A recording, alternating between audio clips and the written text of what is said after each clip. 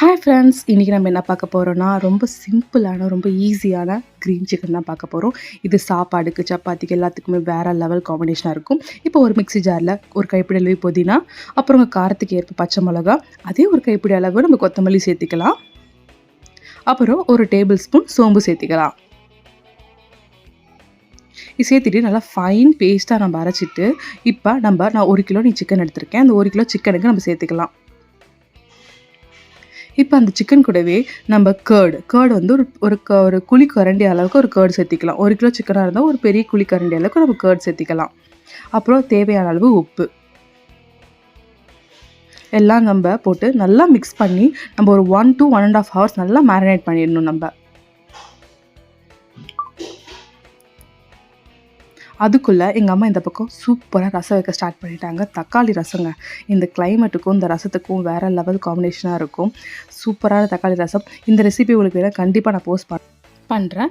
இந்த ரெசிபி வந்து ரொம்ப ரொம்ப ஈஸிங்க. ரசம் வந்து ஒரு 5 மினிட்ஸில் வச்சுக்கலாம். ஜீரகம், மிளகு, பூண்டு எல்லாத்தையும் போட்டு மிக்சியில் அரைச்சி, அப்புறம் அதுக்கு தேவையான தக்காளி எங்கள் அம்மா இன்றைக்கி ஒரு பெரிய சைஸ் தக்காளி 3 எடுத்துருக்காங்க. அந்த தக்காளி வந்து மிக்சியில் அரைச்சி சேர்த்துக்கிட்டாங்க.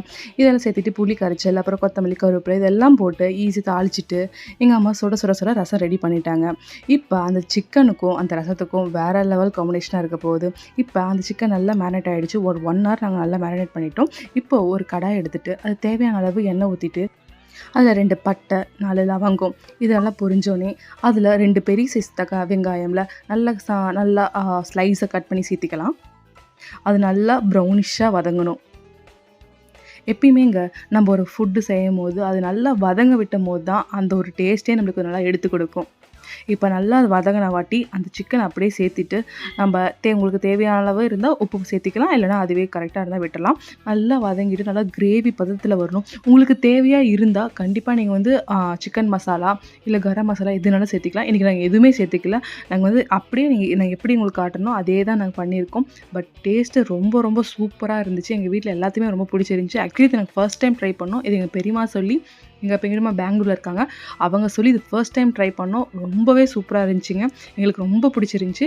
இந்த வீடியோ பிடிச்சிருந்தா மறக்காமல் செஞ்சு பாருங்கள். அதே மாதிரி லைக் பண்ணுங்கள், சப்ஸ்கிரைப் பண்ணுங்கள், ஷேர் பண்ணுங்கள். And tata bye bye from Salem.